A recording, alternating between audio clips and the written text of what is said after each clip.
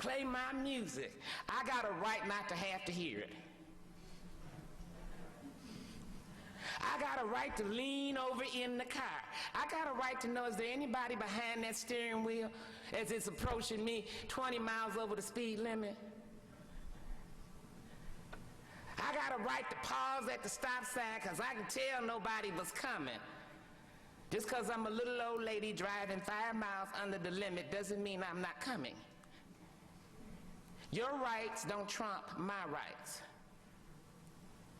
You'd want to go unnoticed. Fade into the crowd. Turn the music down. Fade into the crowd. You can even put 2 hands on the steering wheel. Okay? Fade into the crowd. You won't even have to be stopped.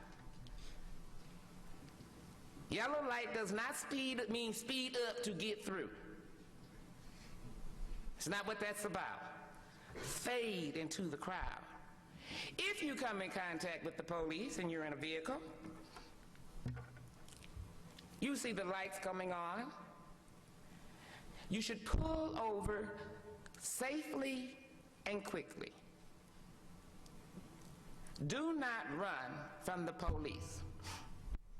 Do not run from the police. Don't run by using the car. Don't get out and run on foot. First of all, when you run on foot, they have to chase you. They're older. They're mostly overweight. They're tired. And when they get back to the station, they don't want to hear how you didn't catch that kid. Just like you got peer pressure, they got peer pressure. They gonna catch you because they need their job. They got a mortgage, they got a car note, and they got 2 kids on the way to college, and they gotta pay tuition. So they gonna catch you. And guess what? They have new technology. They can communicate with one another. They don't even have to push a button. They carry this little microphone thing and fits on their collar. They're talking the whole while. He went through the alley. He's headed up Main Street. I got him, man. I'm gonna cut him around the back. I'm coming up the back. Well, I was on the other side of town, but ain't nothing happening over here. I'm fixing to join you boys. Okay, what color you say he had on? They're communicating. They got you tracked. And in the big city where I come from, Detroit, they got helicopters. They got it covered on the ground and in the air too.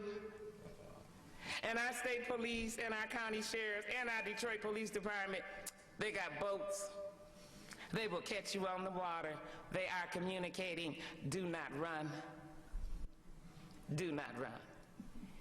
In the car, it's the same story.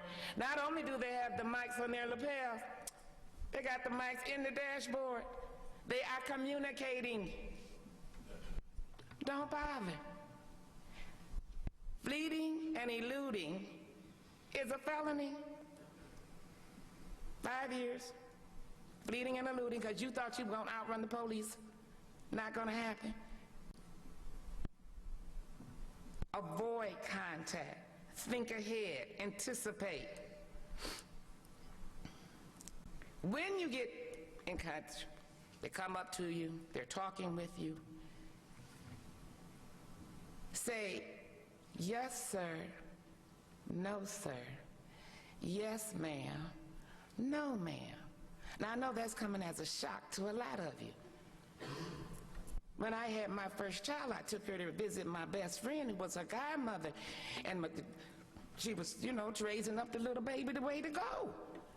And I told the little baby, girlfriend said something, little baby. I said, little baby, say yes, ma'am. My girlfriend said, I'm not teaching my children to say yes, ma'am. Well, why not? But black folks always had to say yes, ma'am. They was all about, my children not gonna learn to say yes, ma'am. I said, that's not the stupidest thing I ever heard you say with a college degree to boot. It's just a sign of respect. It's just a sign of respect for someone that is older than you. So a lot of us haven't been teaching our children Because they don't say yes, ma'am, and no, sir, and to us, their parents. They think we their best friend, too. And they talking to us like we are. So they don't even know that terminology. They haven't even heard of yes, ma'am, no, ma'am. You can't get that out your mouth. Say yes, officer, no, officer. It helps to set a tone that's calm. It helps to set the tone that you acknowledge that you're dealing with authority figure. And you are, like it or not, that is an authority figure. When you in the classroom, I hope you're not calling your teacher Miss Jones. Hey, Betty. It should be Miss Jones. Acknowledge the authority figure. Keep your hands on the wheel when you're pulled over. They used to teach us, oh, you should have your license and your registration ready when the policemen get to the car. That's called a fugitive movement. You digging all into the glove box. You're reaching behind the seat of the car because that's where you set your purse. You threw your jacket back there, so now you're trying. Don't do none of that. Keep your hands on the wheel of the car, the steering wheel. Lower the window down. Now, some of these officers will tell you something different. I'm not on the streets. I'm just telling you what I see from the courtroom and what I tell the young folks where I live, where we have the highest crime rate. Second in the state. We're behind Flint now. Wait till when you get ready to get the driver's license, when you're getting ready to get the registration, ask the officer or say to the officer, my registration is in the glove compartment where I put my wallet. I'm going to take in my hand and I'm going to open the glove compartment, if you don't mind, to get the wallet. Let the officer know what you're fixing to do. They don't know you from Adam. They never met you before in life. Just because you know you're a good kid don't mean they know you're a good kid. They don't know what you're reaching for. It's not like they've never had a gun pulled on them before in their lives. Not like they don't want to go home to their wives and kids at the end of the shift. How about a heads up? Why I'm going over in this direction, what I'm going to get. And don't get an attitude that they put their hand on their gun because they don't know you. That's reasonable behavior in a society where more people are reacting violently when they're having contact with strangers in the street. You will hear, if the police, if you're out of the vehicle, if you're on the street, and the police say, raise your hands, put your hands in the air. That's so they can see them both. They know you're not reaching for a knife. They know you're not going for a gun. If they say put your hands in the air, I'm going to share with you what one of the ministers told the folks in Detroit. When you go to church, you raise your hands and call on the Lord. I don't know a better time than when you got police contact and it's fixing to get real serious than to call on the Lord. Raise your hands. They don't have to know you're calling on the Lord. Just raise your hands. If everything goes well, you get back in the car, or you walk on down the street, you can say, thank you, Jesus. I called on the Lord. Raise your hands. Cooperate. Things will go a lot better if you cooperate. You hear all the time that you do not have to talk to the police. And I brought these cards over. They provided by the ACLU. There should be enough here this evening that just about everyone should get one. And it says rights are, if you come in contact with the police, if you come in contact with immigration, what you should and should not do. As I looked at it, one of the things that I first noticed was not on this card. It tells you that you have a right to remain silent, and you do. You have to tell the police that you're going to remain silent, otherwise they won't know that. And then you have to remain silent. You have to tell the police your name and your birthday. After that, you don't have to tell them anything. We get this concept in our minds that we have all these constitutional rights, and oh, we do. It's just that the legislature and the courts have kind of redefined these rights to set specific criteria. And they're not as broad as you think they are. If the police ask you your name, you must tell them there is a United States Supreme Court case that says so. If you refuse to tell them your name, you have created what we call reasonable suspicion. Once you get to that reasonable suspicion part, then they got a right to pat you down. Start asking some more questions. Take you in, fingerprint you to find out who are you. You must give them your name. If you are going to say, I want a lawyer, that's been narrowly defined and redefined also. You can't say, I think I might need a lawyer. That's not it. You can't say, I think I might want a lawyer. That's not it. You have to say, I want a lawyer. And you have to say it again and again and again. If they come to you again, if it's a different officer, somebody says, well, maybe you'd like to talk to me. You didn't like that other fella, you can talk to me. You have to say it again. I want a lawyer. I want a lawyer. Go through the card. It is insightful. You can fold it and perhaps keep it in your wallet. The most important thing I want you to know as your teacher, as your parent, is try to fade into the crowd. You don't have to have the loud music. If you come into contact with the police, they are the authority figure. You may be afraid, you may be nervous, but you can say, yes, officer, no, officer. Just hearing that is going to give the officer the impression, somewhere along the line, this kid got some home training.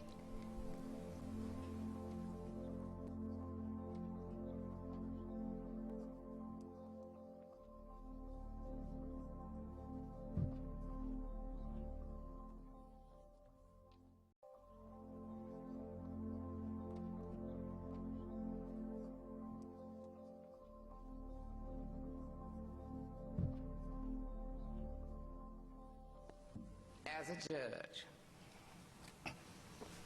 And it's a whole different conversation when you get down to the courthouse with the judge.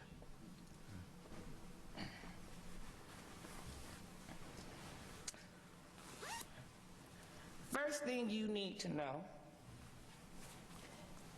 is if you are placed under arrest as a matter of law, the arresting agency has 72 hours in which they can hold you to get a warrant. So they don't have to let you out in 24 hours. They got 72 as a matter of law. You don't know a lawyer who's gonna come down there and try to rescue you? And I did say try. Make yourself comfortable. First process, if they get the warrant, is going to be what we call arraignment on the warrant. That's when you're told for the first time what the prosecutor's office has decided are the offenses for which you are being charged. We do not, as a state law court system, do grand juries. Every now and then in a special case, it's a very rare process. Arraignment on the warrant. When you are arraigned on the warrant, that will be the first opportunity you will have to have a bail set. Bail will be determined based on a lot of factors. Two primary ones are you a threat to society? So we're going to look at the offense for which you are alleged to have committed and therefore facing arrest and charges. We're going to look at what your prior contacts may be, including juvenile contacts. And what is the likelihood that you're going to return to court? Have you got a capious history? Did you miss a date that you were supposed to come pay a ticket and you didn't get to court? You may not come back to court for this one either. You can get a bond that requires 10%. You can get a cash surety bond, which means somebody got to put up a house. 100% cash bonds are not legally possible, but you can, under certain offenses, get no bond at all. And in capital offenses for which you face possibility of life in prison, we can set no bond or $1 million plus. Welcome to the courthouse. We now have a new process. We call that a pre-exam hearing. At the pre-exam hearing, that will be the first time, if you get lucky, there will be a lawyer there. Generally, by that stage of the game, the lawyer is supposed to have whatever evidence that the prosecutor may have, what witnesses they may call. But of course, they haven't had time enough to go talk to your witnesses or to see your evidence, especially if you're still in jail because you didn't make bond. At that stage of the proceedings, that may get your first offer to plead to a reduced charge.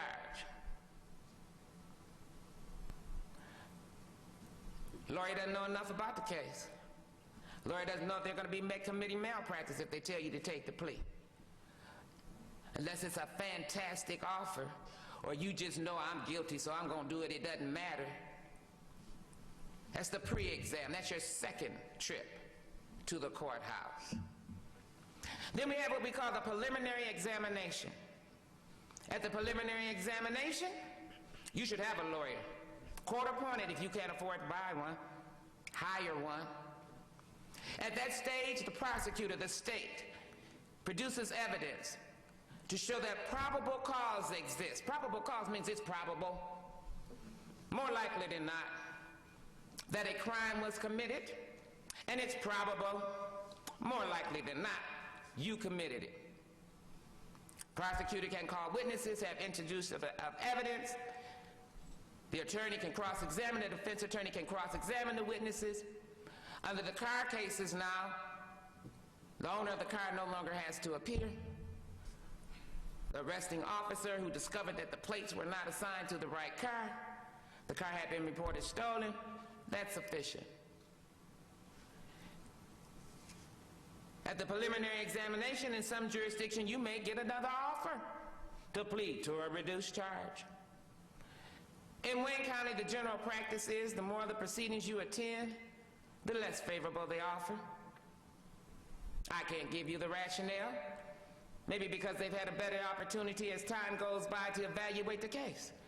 They know which witnesses are going to appear and which ones are not. They've had more evidence to come in. That's the general policy.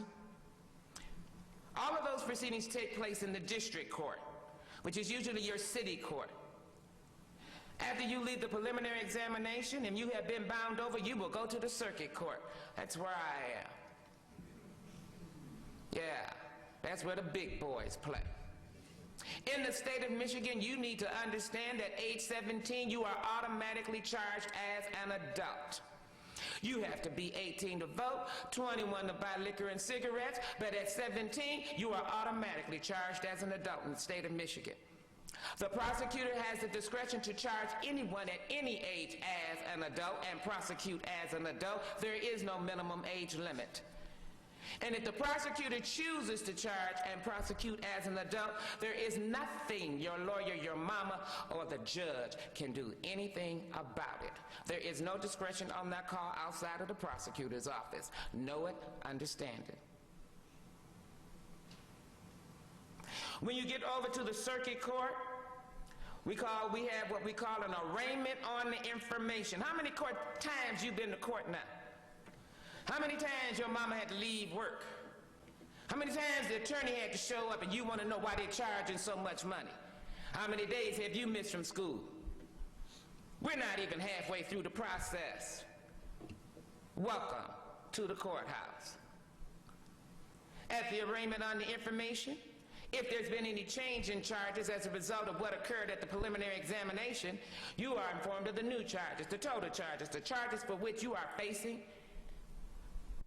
at least one of which, if not all, are felonies. Felonies are any offense for which you can be imprisoned for more than 1 year. You may get another offer.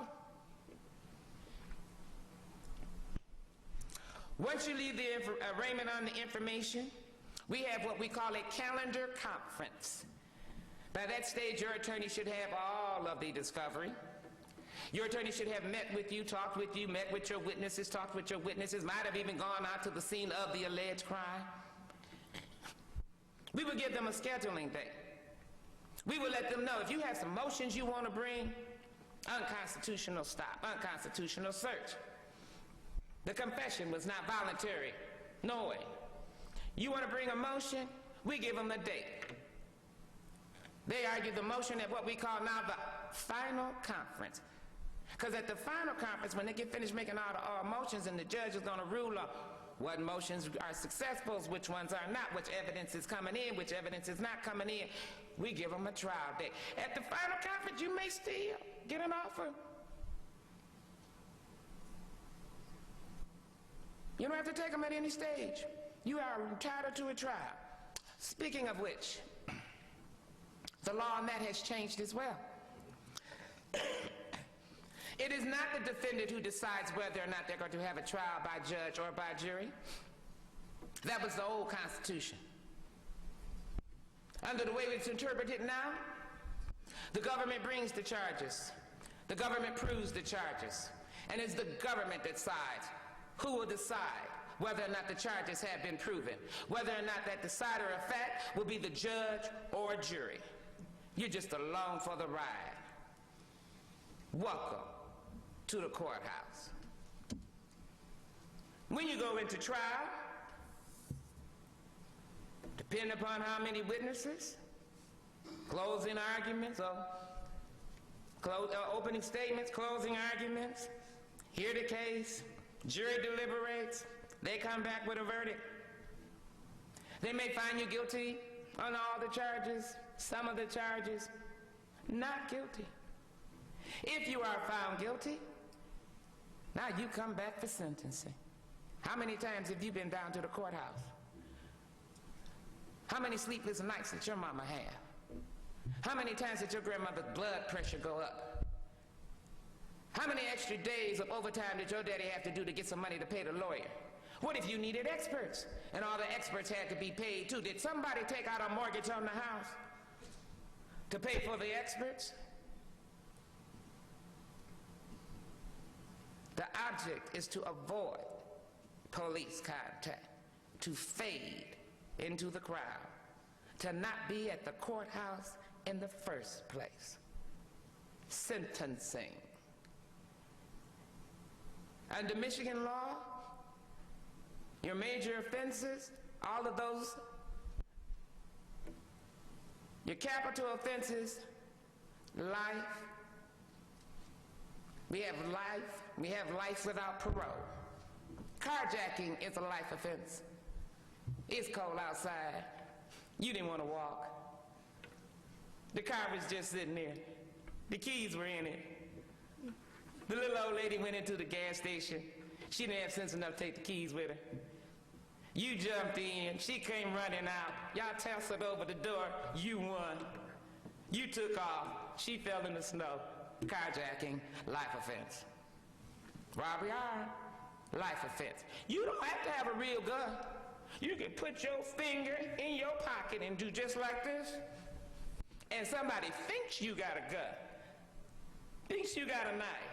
Robbery, life offense. I just thought you'd like to know. For those offenses that are not considered capital offenses, there's a cap at the top. It could be maximum of 20 years. It could be a maximum of 15 years. It could be a maximum of 5 years. If I give you minimum of 1, and the law says the maximum is 5, I got no discretion, it's 1 to 5. If I give you a minimum of 3, and the maximum is 10, I got no discretion, it's 3 to 10.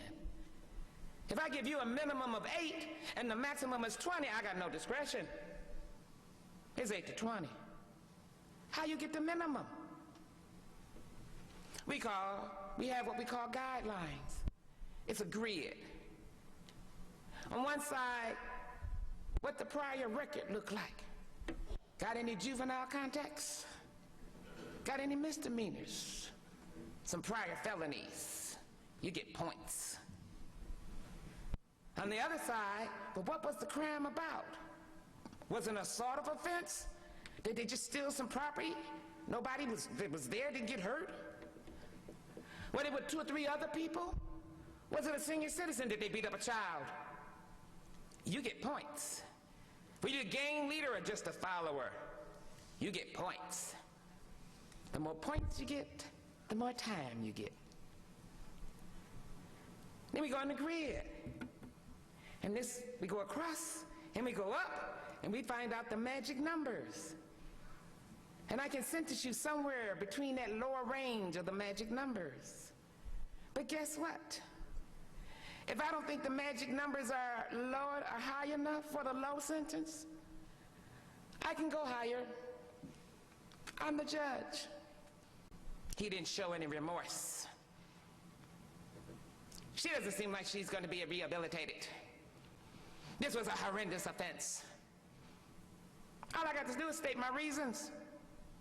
I can give you a higher minimum. I'm capped at the maximum, but I can give you a higher minimum. Welcome to the courthouse. You might get probation. I can give you probation up to 5 years. I got control over your life for 5 years. When I say jump, you jump, and then you ask me how high. Because you on paper to me. I tell you to report once a week, you report once a week. I tell you you're going to be tested for drugs every day, you get tested every day. I tell you you got to do 200 hours of volunteer service, you got to do 200 hours of volunteer service. I tell you you got to get a GED. Oh, can't find a GED program on the outside? No problem. I got GED program on the inside. I'm willing to work with you. Any way you want to do it, it's fine with me. Welcome to the courthouse. You didn't want to come down here in the first place. That's why the goal, the object, is to fade in. Avoid those people that you know haven't got sense enough not to act a fool to get some attention, because you don't want the attention, because you don't want to do the time. Become part of the crowd. Don't stand out. And if you get stopped, show respect. Yes, ma'am. No, sir. Can't do that? All right, officer. Officer works for either one. It works every time. Don't run. Don't even pretend you're gonna fight. You can get charged with a felony for pretending you were gonna fight the police. Make it seem real. They got a felony for that. Cooperate in your structure. You don't have to talk. But if you're gonna remain silent, I'm gonna remain silent. Say it more than once. You want a lawyer? I want a lawyer. Say it more than once. But by the time you get to the courthouse, only thing your mama can do for you is try to raise some bail money and see if they can get you a lawyer. Because by the time you come down to see me in the black robe, you have lost the control. Love you. Stay out of trouble.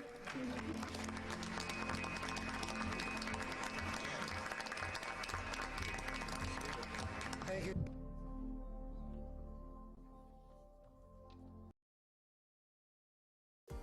The views and opinions expressed on the following show are not necessarily the views and opinions of WHPS, its affiliates, management, or sponsors.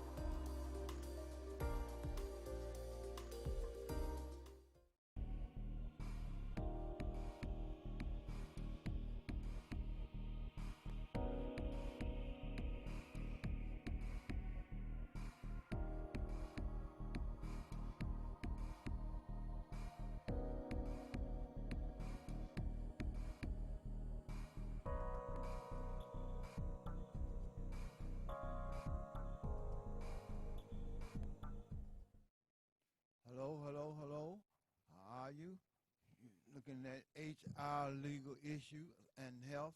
I'm your host, Carl Williams, and my co-host. Gloria Searles, good morning. The Lord bless you all. You got to talk right into the mic. Good morning. The Lord bless you all. And we are here every Tuesday at 9 to 10 to bring you the information about the community and things about your health, tips about your health, and a lot of different things that you need to be aware of. We talk about the Constitution, which I always like to inform people to get what I call your reference tools. Your reference tools are your state constitution, your federal constitution, your charter, Detroit City Charter, because they also have a Wayne Charter, your county charter. It's pretty thick, but you most certainly need your city charter right now with the things that we're going through. And you also need your basic human right pamphlet. And you can, because a lot of people, I've been in the community is asking me about the basic human rights, and I couldn't remember it off the top of my head, but they have a place in the pamphlet. I thought I had it where you can write to them, and they send you a copy free. I think it was a phone number in there as well. Yes, there's a address and a phone number. I thought it was right in the front, but apparently. A couple pages back. Okay, let me see if I can find it, because if I don't tell you now, and we get to talking, I'll to forget.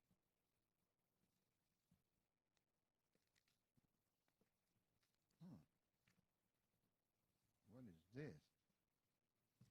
This is very unusual, because this is very, okay, here it is. You can contact, it's the Youth for Human Rights International, 1920 Hillhurst, that's Willhurst Avenue, number 416, Los Angeles, California, 90027, USA. Get that again. Youth for Human Rights International, 1920 Hillhurst Avenue, number 416, Los Angeles, California. They just got the CA there. 90027 USA. And the phone number is area code 323-663-5799.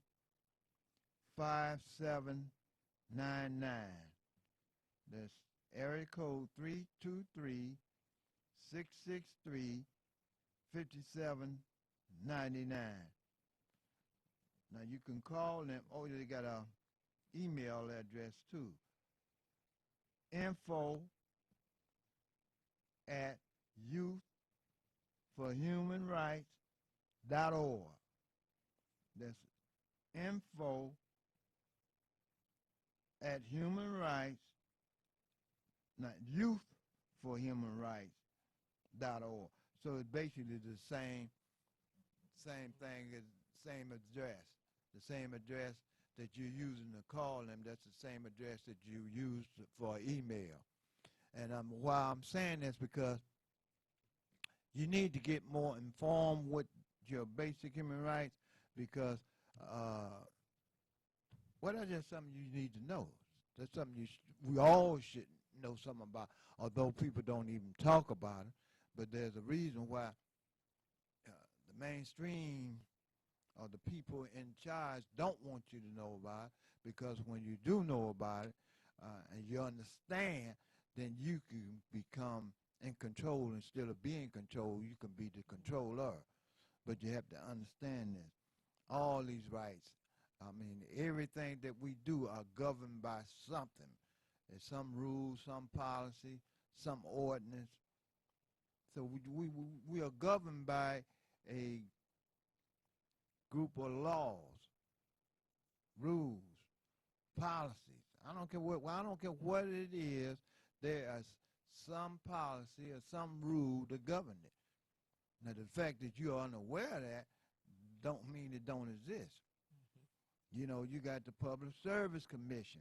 Now, they are really supposed to be over DT Energy, and AT&T is a little different. That's the FCC.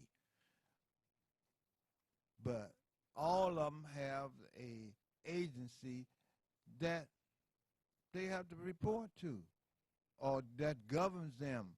And the reason why we have a lot of problem with the agency because we don't make reports.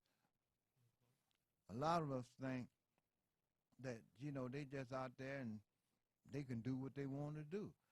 Yeah, they can if you allow them to do that. But you'd be surprised. A lot of times people say, well, that ain't going to do no good. But you'd be surprised what I'm from the, I don't like to say old school.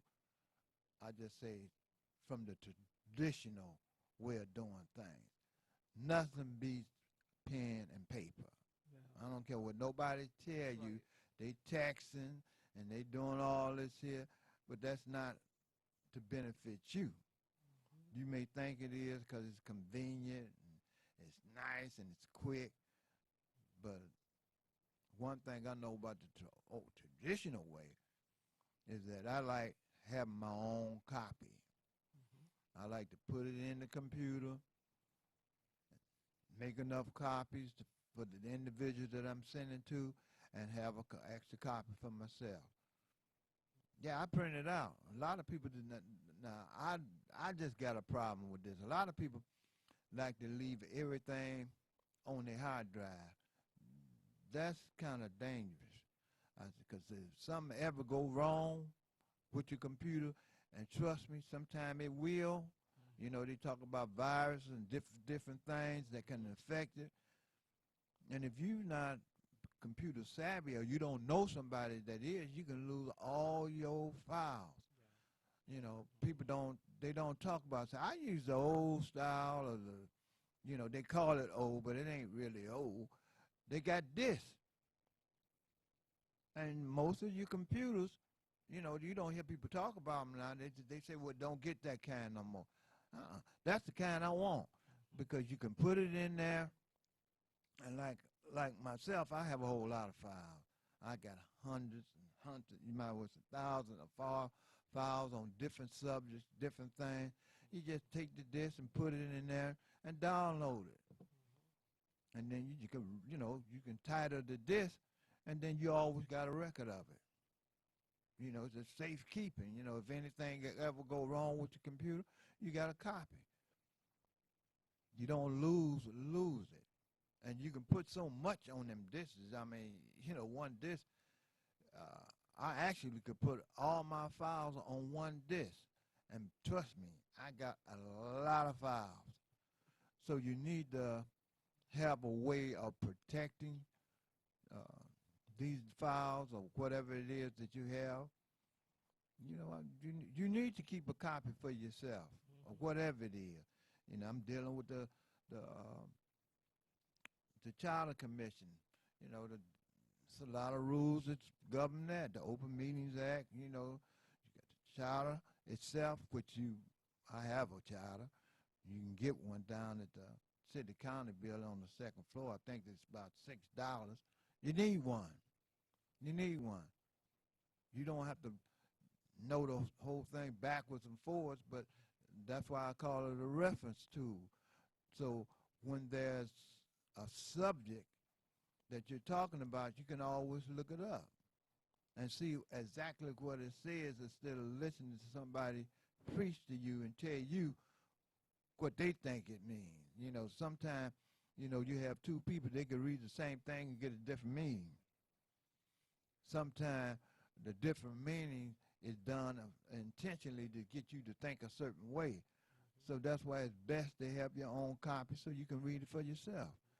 Then you won't have to be at risk of being bamboozled, because we done did that quite a bit. And that's basically for not knowing or not reading for ourselves. You know, like they say in the scripture, my people perish for lack of knowledge. They're not talking about food. I mean, it's food really for your brain, but they're talking about knowledge. I mean, knowledge is everything. It could be math, it could be the laws, it could be food, it could be health. I mean, it's all of these things. You know, knowledge covers a wide scope and a variety of different issues and things and subjects. And you don't know them all, but you might, you know, you have your favorites. You might, a lot of that you might commit to memory. But the rest of it, you want to have it where you can get to it if you need it. So that's why you have to have all your reference tools that I call them, you know. So.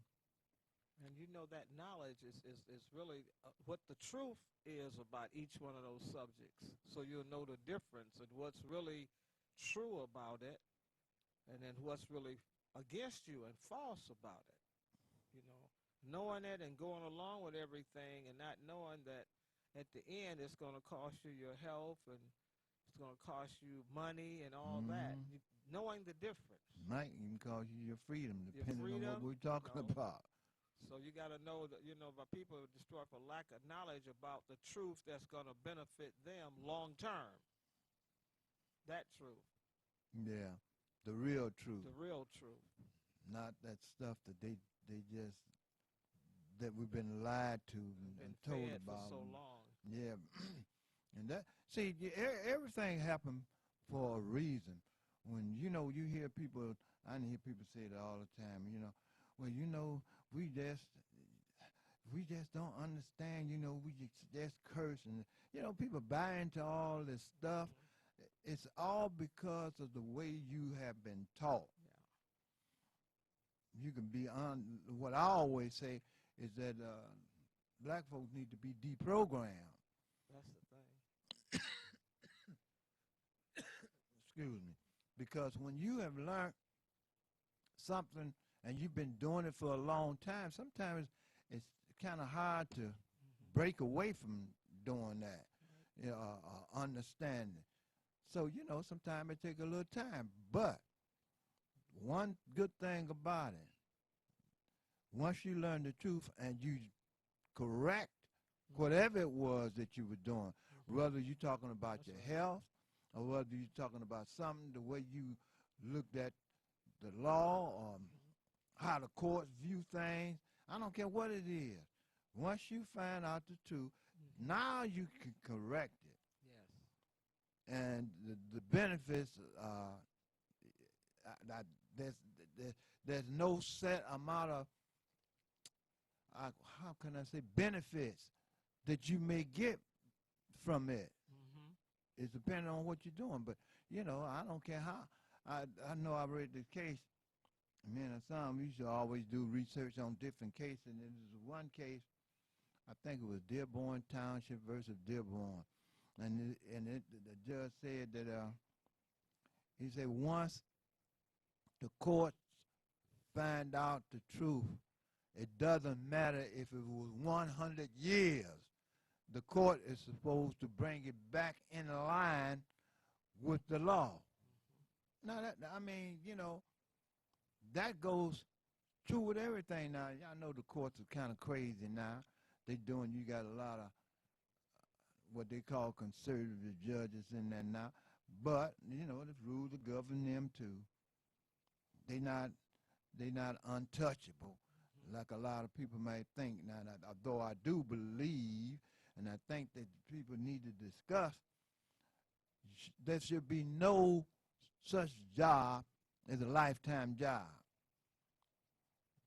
See, that's why you got some judges that act crazy and do what they want to do and disrespect the law because they feel like they untouchable. So that's one thing that need to be changed. Yeah. You Term don't limits. never need to have nobody appointed or elected to a lifetime job. Every job, I don't care what job it is, it needs to have certain limits on it. Because when you give a person a lifetime job, well, you just, they get the feeling like, hey, ain't nothing you can do to me. I'm here for life. So I violated your rights. What you gonna do about it? Some of them, they're arrogant. Some of them feel like that and think like that. So, you have to look at these things and, you have to address them. Nothing happened overnight, but, we need to be looking at all these things because they are important. And if they're not important, they will be important in the future as far as your kids and your grandkids is concerned, which is our future. So you have to look at it from that standpoint. It might not be affecting you now at this minute, but eventually it will. And that's one reason why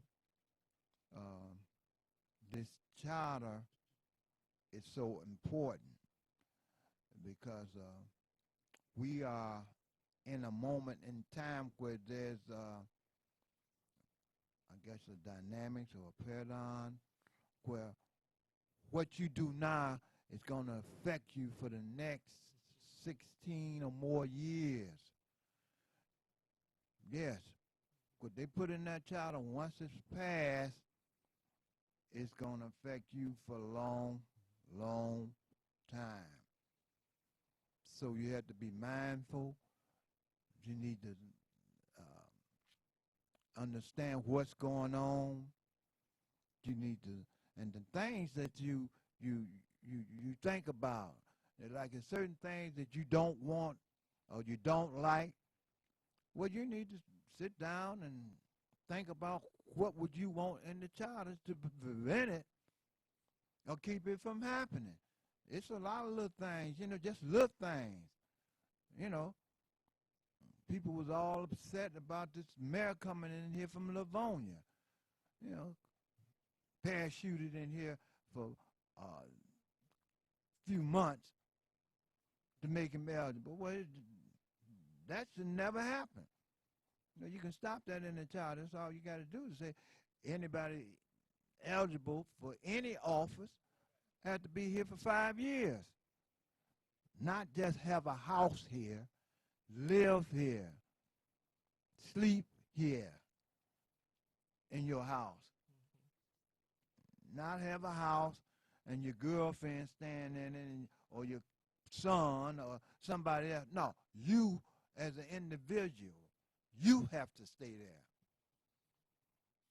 See, that's one way to eliminate some of these things that, seem to get up under your skin and bother you.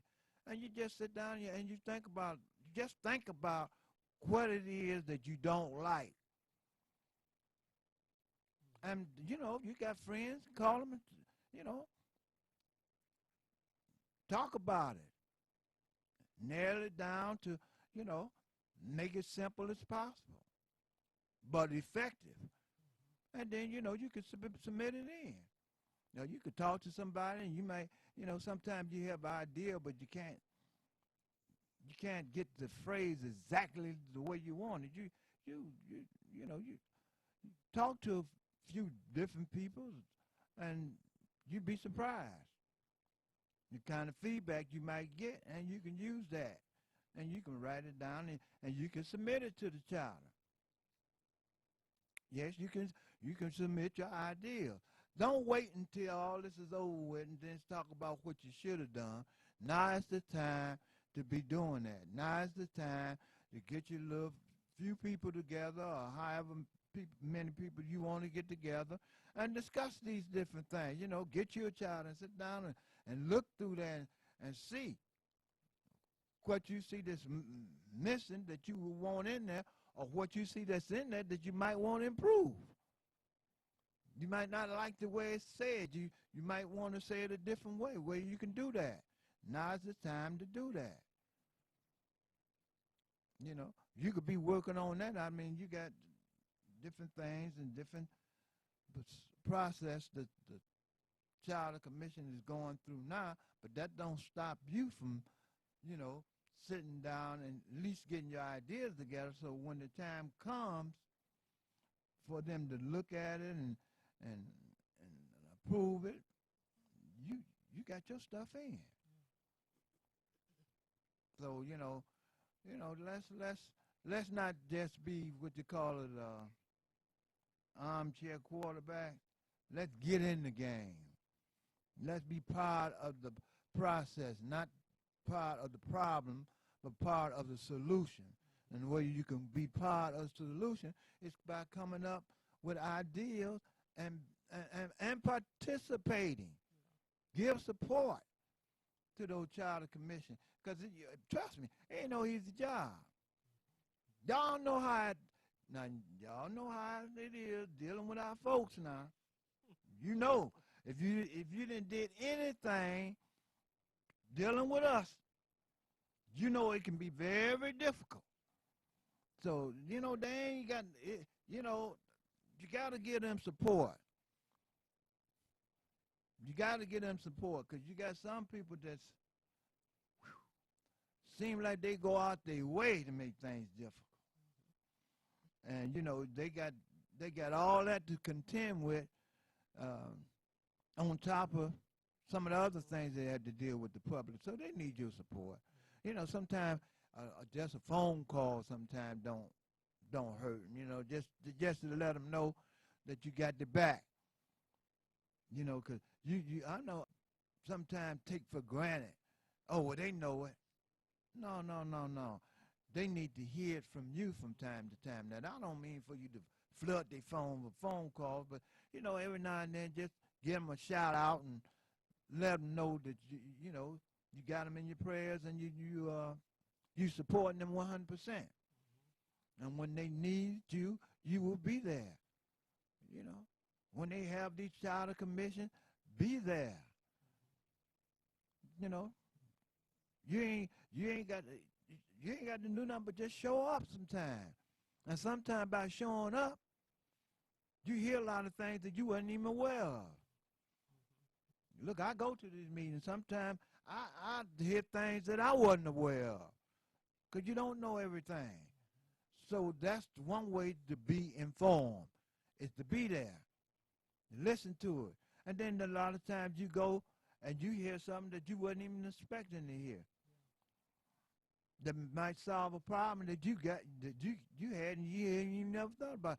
Because one thing about it, you never know who you're going to meet when you go to these meetings. You never know. And you could be talking to somebody, and I had that kind of experience. It was a fella, he was talking, and I said, I'm thinking right off the top, he's somebody that I wouldn't want to deal with. He ain't for the people, because he made a strange statement, And then after I walking around, because they over there at the Busso branch, they got an office over there, and I walked around and went in, and I ain't gonna give his name right now, and started talking to the guy. Kind of find out we had more in common than what I thought. And what he was saying is just the way he said it. And after I told him what I thought, and he said, you know what, I could have said that a different way because that ain't what I meant. I said, oh, okay. And, me and him sitting there and had a kind of dialogue, and, but I was doing something else, so I couldn't stay. But, see, you sometimes you just have to open up your mouth and say something. That's right. Even if it's a person that you think you don't want to talk to, because that very person that you think you don't want to talk to might have the solution to your problem. So you can't put nobody out, Richard Mack, he's one of the Child Commission, and you can say he's one of the main persons, intelligent guy, smart. But being intelligent and being smart don't make you right. You can use it use that intellect to do the right thing or do the wrong thing. And you may think you right, but being on the wrong side make you wrong. So you have to choose selectively how you want to address something or how you want to be a part of something. You could think that you're right as two left shoes and be just as wrong. Not because of what you're saying, but because of the people who water you are carrying or the people you are supporting. I mean, because that's what's really going on with the child. I ain't ashamed to tell you. You got some, and see, at this time and stage, it would be nice if we all were working together. Because whether you know it or not, eyes are on Detroit. Eyes have been on Detroit because this is the last black major city that was a so-called powerhouse in the country. So people are watching, whether you know it or not. And this charter is going to be very essential to how we move forward. So it's very, very important. See, one thing you got to understand, anytime you got big power brokers or politicians that's involved in something, a red light should come on. Because they're not doing it just to waste time. When you got Dan Gilbert, and also wasn't just Dan Gilbert, it was the Republican Party, along with your so-called mayor, Duggan. They supported some of these people that they put on the charter. Now, why did you think they want to have influence about that charter? Why did you think they want to stack the deck, as they say, to make sure that they get what they want? See, we so nice and we so, by nature, we don't like to cheat. We just like to do things above board. See, but you can't, when you're dealing with I don't know how I want to say this, the devil or rascal or whatever you want to call him, well, then you got to use a different technique. You ain't got to get down and dirty like he did, but you got to use a different technique. And stand your ground. You got to stand your ground. And when I say stand your ground, I mean you got to stand your ground. You can't let them phase you. You don't let them knock you off your square. You stand there and you hold it. Because one thing about falsehood, you don't have to say too much because eventually it would destroy itself. Because it's based on falsehood. I know a lot of y'all don't believe that. That's because you don't have enough confidence in yourself and you don't have enough confidence in the truth. I said, but once you do it, because I done did it too many times on a small scale.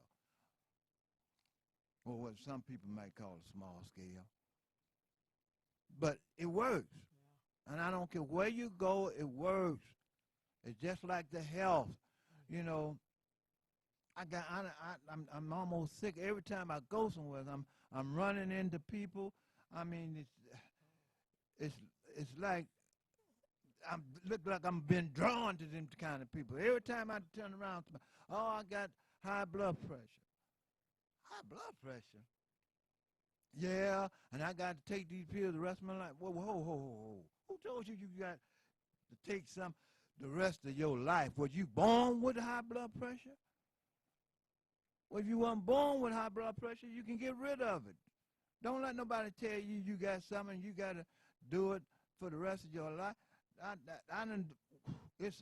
can't even count the people that I keep running into.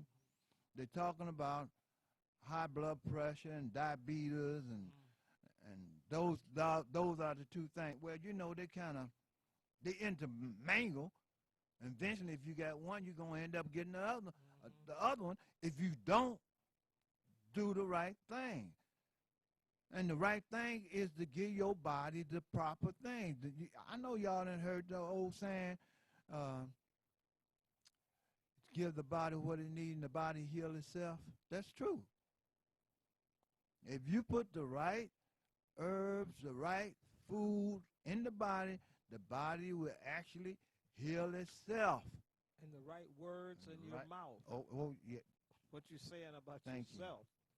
Yeah, because you can self-induce disease and infliction. You can self-induce it. You know, when you own something, sometimes just owning something will be the cause of you getting something. Right. I don't own nothing that's negative. If it's negative, no. That ain't me. No, but they say, well, they got it. Not me. I ain't got nothing to do with what they got. And you have to own that. Because if you know, that's why I hate to hear people say, well, you know, they say black folks are prone to this, prone to that. And you keep saying that, and that manifestation, it will manifest. Yeah. Because you keep saying, you're putting it out there in the universe. And then a lot of times you say something so much and so long until you actually believe it. I didn't have people come and tell me, well, I got diabetes. I said, well, how you know you got diabetes? Because the doctor told me I had diabetes. I said, well, how do you feel? Well, I feel all right. Well, why you feel you got diabetes then? You know, I say, well, you know, you gotta stop and think. Who benefits? Yeah, that's the big thing. Who benefits? Benefits for you having. See, we got to stop claiming all these negative things. I don't claim nothing negative. Now, that don't mean that I'm ignorant, and if I got something, I won't deal with it. But I ain't just going, You got to prove to me that whatever it is, that it's ailing me. And you ain't going to have to prove it to me because my body would tell me. You know, your body can talk to you. Your body do talk to you. We just too ignorant to understand what it's saying. When you get a pain, your body's talking to you.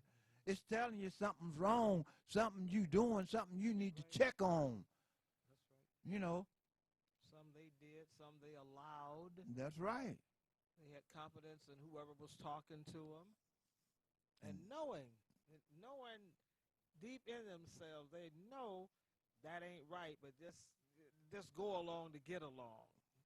You know. You look at back when they invented the blood pressure cuff or the sphygmomanometer, you know, all this stuff. What was that? The who? Sphygmomanometer. Get right in the mic. The blood pressure cuff. Yeah. And the the stethoscope. Before those things were invented, there was no blood pressure problem. Before they invented insulin. Say that again. Before they invented insulin, they need to hear that. Diabetes. You go back to the time of the Emancipation Proclamation. Before that, nobody bought a sick slave. Nobody bought a sick slave. So those people were healthy. And after they were freed, then the trick started. That was planned already. And they had not invented the diabetes. Say it again. They had not invented the diabetes. Had not invented or created.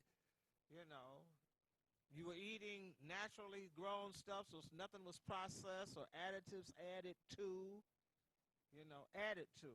It was okay, but they add stuff to it. Powdered stone. Minerals, powdered rock, minerals, vitamins. Well, they didn't do the vitamins till like 1900.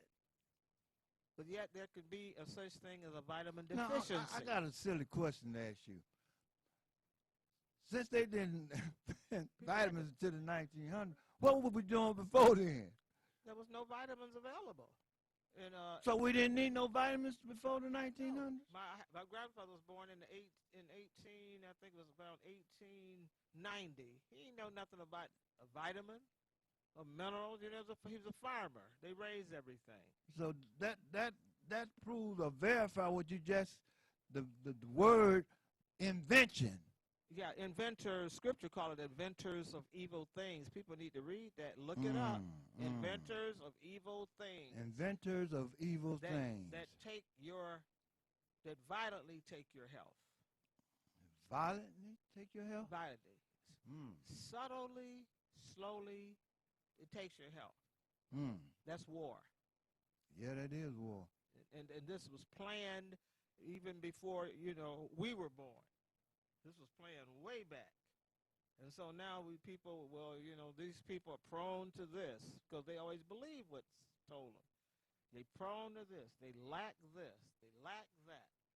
The Creator didn't put dominion of one man over another. We're all on this field, this earth. We're not above the sun. We're all below the sun. We're under the sun. So we're on a level playing field. But somehow we think we lack. Well, we prone to this. My whole family was diabetic. Yeah. My whole family. I hate to hear that. All of us, how did you we got, because they say that we genetically inherited poppycock. Well, they hadn't invented genetics then either. That's you funny. talk about 1858, Mendel and some of his cronies. But we're so quick to believe everything we hear. They announce every year so many people are going to be diagnosed with this, going to be diagnosed with that, going to die from this. We're going to all die. But we don't have to die sick, and we don't have to die with those things. And it's something we're doing to hasten ourselves along that way. We're going after that. Well, I'm going to go see if I got it. Who are you going to see? Who are you going to see if you got it? We're so trusting. Who said he's going to tell you the truth? I mean, they hadn't even invented some of this stuff. So we helped them out going in there. Oh, yeah. I mean, this is how they survive. It's how different people make their money. You don't go to the lawyer, he won't make anything. You go to the doctor, they won't make anything. You don't do the health spas, they don't make anything. So our dollars are very much desired in the system. And it's about that money, that love of money. That love of money is, now that should be the main disease. You're right. That love of money, off of us. Blood, sweat, and tears off of us.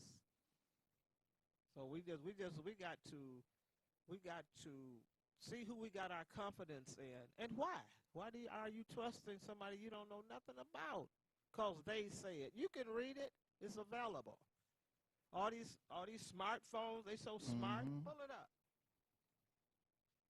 Pull up the people that come up in the 1920s, Canada, 30s, the diabetes, the insulin. When the baby, whatever they would do to make the body start fighting against itself. What were the people eating and drinking? What were they putting in the water that they were telling people to drink? We just got to go back. Yeah, go back to the source. Go back to the source. I go back to 2 generations from my family. On both sides, they were farmers. My mom's side, my father's side. They was raising their own food. They had their own farms. They were okay until they start listening to some other people coming in. Modernizing. Technologically advanced. Yeah, all these fancy words. Smart now. The smart this and the smart that. Or my this or my that. We better be watching and stop accepting everything that we're told. As Hassan told me, first met him, they're not your friend. That's right. I said, well, they was talking to me really nice. He said, yeah. He said, remember, they're not your friend.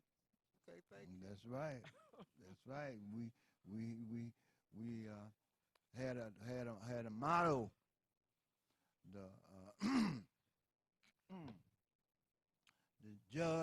the lawyer is your enemy, and the judge is not your friend.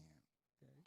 And see, that's the kind of mindset you have when you talking to them.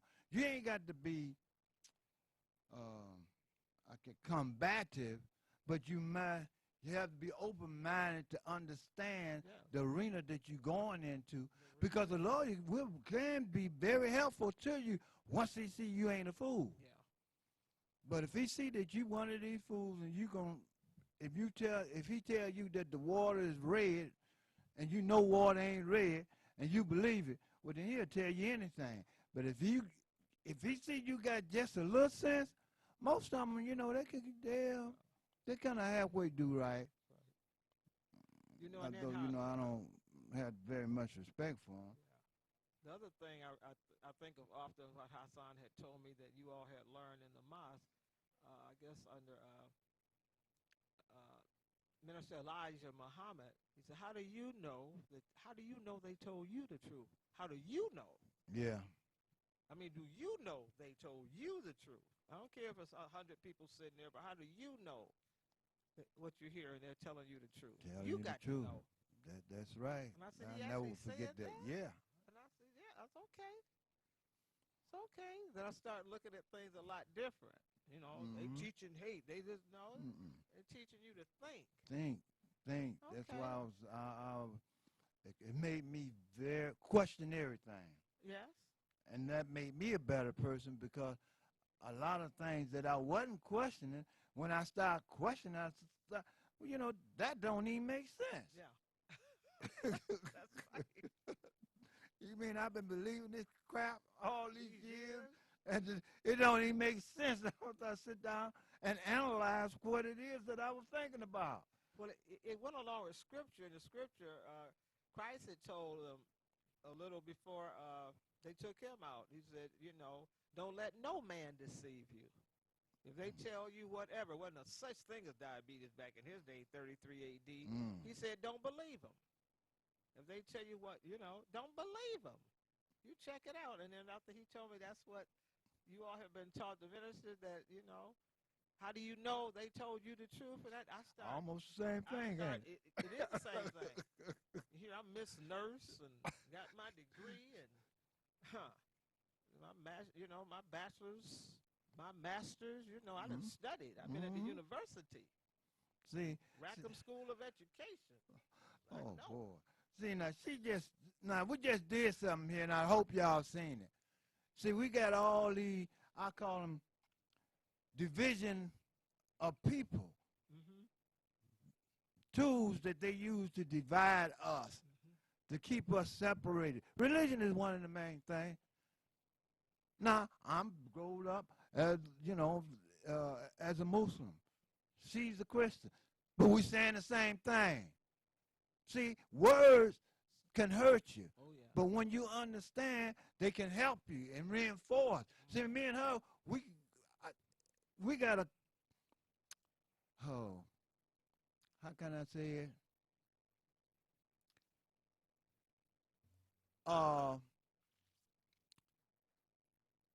Common interests. And most of the things that she say, I didn't hear it in the mosque. So it's not, you call yourself a Muslim, you call yourself, it don't make no difference. It's one of the same. Because the truth there is the truth here. It's no different. Just because you say you're a Christian, okay, I'm a Muslim. Oh, I'm different from you. What makes you different? Because you got a different name? Well, that truth will make you free. Yes, it will make you Over free. the years, it made me free of thinking that I had this or I'm prone to that. I ain't prone to nothing evil. I'm prone to good too. That's right. I'm prone. I could have a long life. And when it's time to die, I ain't got to die sick. I ain't got to die broke. I ain't got to die hurt. Hurt, scared. Okay. So it freed me from that bondage. I can shake that off.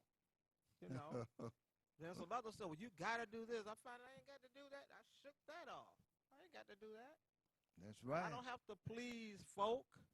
I need to do the right thing. That's right. Do the right thing and tell people the truth, and then straight. I don't have to be dodging people. Oh, I told them that. Oh, here they come. No. I can look them in the face. Yeah. We got to take some of these calls, this phone, and it lit up. I don't know what we said, but it is lit up. Hello, you on there? Good morning, Brother Carl. Good morning. How you? Peaceful. Good morning, Queen. Good morning. You know, Queen, you're absolutely right. You know, the Honorable Elijah Muhammad taught us